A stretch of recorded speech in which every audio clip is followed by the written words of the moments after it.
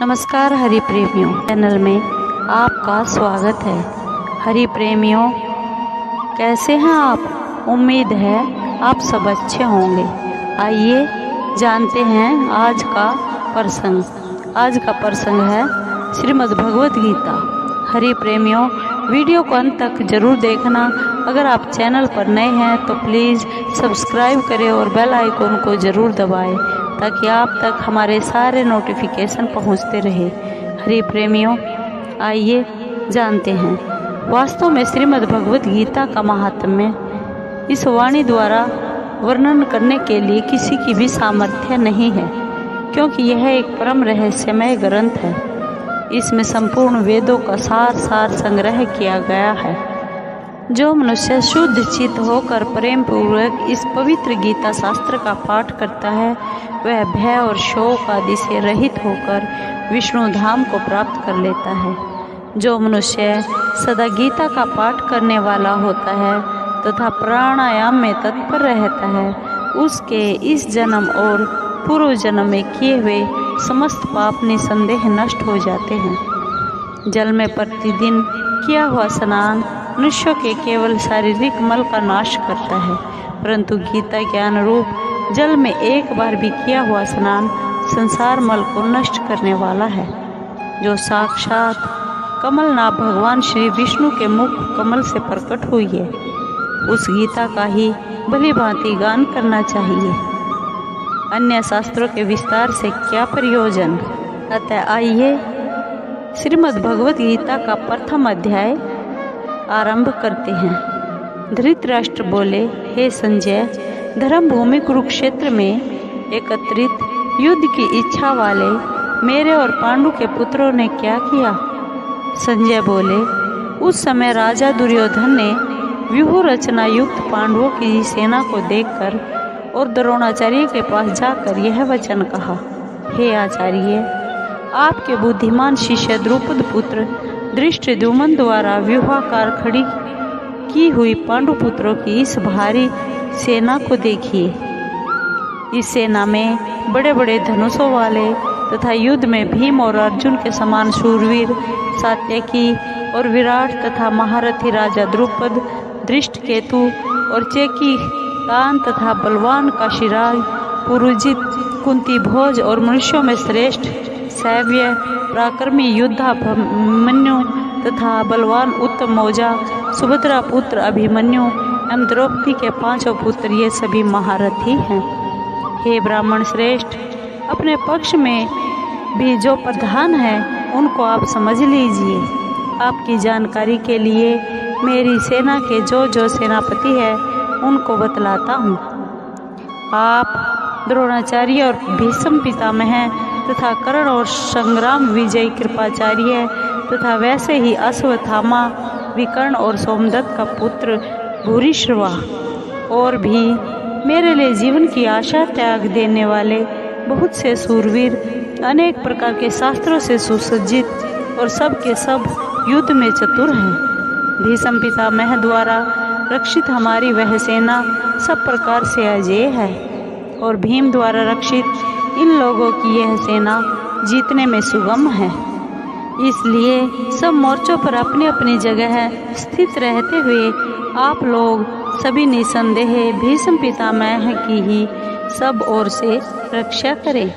कौरवों में वृद्ध बड़े प्रतापी पितामह भीष्म ने उस दुर्योधन के हृदय में हर्ष उत्पन्न करते हुए उच्च स्वर से सिंह की दहाड़ के समान गरज कर शंख बजाया। इसके पश्चात शंख और नगारे तथा ढोल, मृदंग और नरसिंगे आदि बाजे एक साथ ही बज उठे। उनका वह शब्द बड़ा भयंकर हुआ। इसके अनंतर सफ़ेद घोड़ों से युक्त उत्तम रथ में बैठे हुए श्री कृष्ण महाराज और अर्जुन ने भी अलौकिक शंख बजाए। श्री कृष्ण महाराज जी ने पांचजन्य नामक, अर्जुन ने देवदत्त नामक और भयानक कर्म वाले भीमसेन ने पौंड्र नामक महाशंख बजाया। कुंती पुत्र राजा युधिष्ठिर ने अनंत विजय नामक और नकुल तथा सहदेव ने सुघोष और मणिपुष्पक नामक शंख बजाए। श्रेष्ठ धनुष वाले काशीराज और महारथी शिखंडी एवं धृष्टद्युम्न तथा राजा विराट और अजय सात्यकी, राजा द्रुपद एवं द्रौपदी के 5 पुत्र और बड़ी भुजा वाले सुभद्रा पुत्र अभिमन्यु ने, इन सभी ने हे राजन, सब ओर से अलग अलग शंख बजाए और उस भयानक शब्द ने आकाश और पृथ्वी को भी गुंजाते हुए धृतराष्ट्रों के अर्थात आपके पक्ष वालों के हृदय विदीर्ण कर दिए। हे राजन, इसके बाद कपिध्वज अर्जुन ने मोर्चा बांधकर डटे हुए धृतराष्ट्र संबंधियों को देखकर उस शस्त्र चलने की तैयारी के समय धनुष उठाकर ऋषिकेश श्री कृष्ण महाराज जी से यह वचन कहा, हे अच्युत, मेरे रथ को दोनों सेनाओं के बीच में खड़ा कीजिए और जब तक मैं युद्ध क्षेत्र में डटे हुए युद्ध के अभिलाषी इन विपक्षी योद्धाओं को भली प्रकार देख लूं कि इस युद्ध रूप व्यापार में मुझे किन किन के साथ युद्ध करना योग्य है, तब तक उसे खड़ा रखिए। दुर्बुद्धि दुर्योधन का युद्ध में हित चाहने वाले जो ये राजा लोग इस सेना में आए हैं, इन युद्ध करने वालों को मैं देखूंगा। संजय बोले, हे धृतराष्ट्र, अर्जुन द्वारा इस प्रकार कहे हुए महाराज श्री कृष्णचंद्र ने दोनों सेनाओं के बीच में भीष्म और द्रोणाचार्य के सामने तथा संपूर्ण राजाओं के सामने उत्तम रथ को खड़ा करके इस प्रकार कहा कि हे पार्थ, युद्ध के लिए जुटे हुए इन कौरवों को देख। इसके बाद पृथापुत्र अर्जुन ने उन दोनों ही सेनाओं में स्थित ताऊ चाचों को, दादा परदादों को, गुरुओं को, मामाओं को, भाइयों को, पुत्रों को, पोत्रों को तथा मित्रों को, ससुरों को और सुहृदों को भी देखा। उन उपस्थित संपूर्ण बंधुओं को देखकर वे कुंती पुत्र अर्जुन अत्यंत करुणा से युक्त होकर शोक करते हुए यह वचन बोले। अर्जुन बोले, हे कृष्ण, युद्ध क्षेत्र में डटे हुए युद्ध के अभिलाषी 100 जन समुदाय को देखकर मेरे अंग स्थिर हुए जा रहे हैं और मुख सूखा जा रहा है तथा मेरे शरीर में कंप एवं रोमांच हो रहा है। हाथ से गांडीव गिरा जा रहा है, त्वचा भी बहुत जल रही है तथा मेरा मन भ्रमित सा हो रहा है, इसलिए मैं खड़ा होकर रहने में समर्थ नहीं हूँ। हे केशव, मैं लक्षणों को भी विपरीत ही देख रहा हूँ तथा युद्ध में 100 जन समुदाय को मारकर कल्याण भी नहीं देखता। हे कृष्ण, मैं न तो विजय चाहता हूँ और न राज्य तथा सुखों को ही। हे गोविंद, हमें ऐसे राज्य से क्या प्रयोजन अथवा ऐसे भोगों से और जीवन से भी क्या लाभ है। हमें जिनके लिए राज्य, भोग और सुख आदि अभीष्ट है, वे ही ये सब धन और जीवन की आशा को त्याग कर युद्ध में खड़े हैं। गुरुजन, ताऊ चाचे, लड़के और उसी प्रकार दादे मामे, ससुर पौत्र साले तथा और भी संबंधी लोग हैं। हे मधुसूदन, मुझे मारने पर भी अथवा तीनों लोकों के राज्य के लिए भी मैं इन सब को मारना नहीं चाहता हूँ।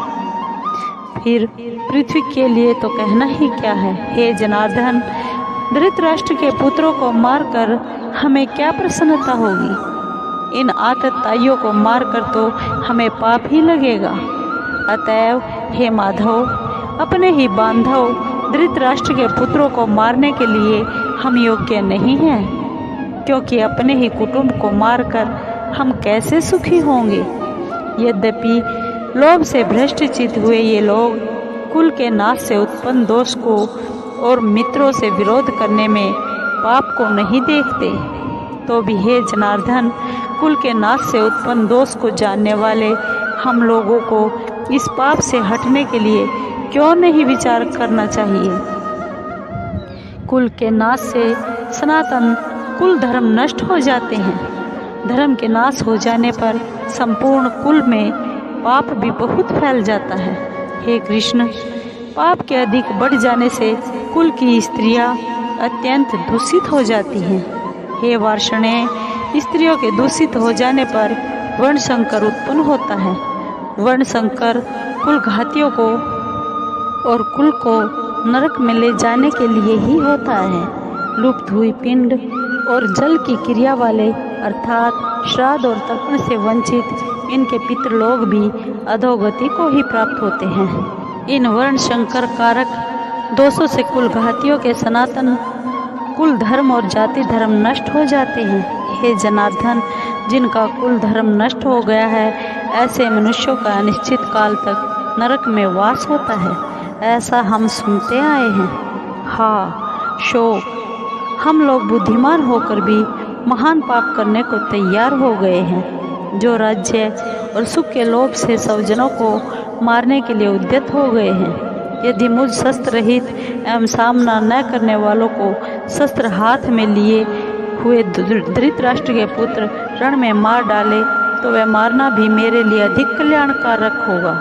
संजय बोले, रणभूमि में शोक से उद्विग्न मन वाले अर्जुन इस प्रकार कहकर बाण सहित धनुष को त्याग कर रथ के पिछले भाग में बैठ गए। हरि प्रेमियों, आपको ये वीडियो कैसी लगी? अगर आपको अच्छी लगी हो तो प्लीज़ लाइक कीजिए, शेयर कीजिए, सब्सक्राइब कीजिए और कमेंट ज़रूर कीजिए। धन्यवाद।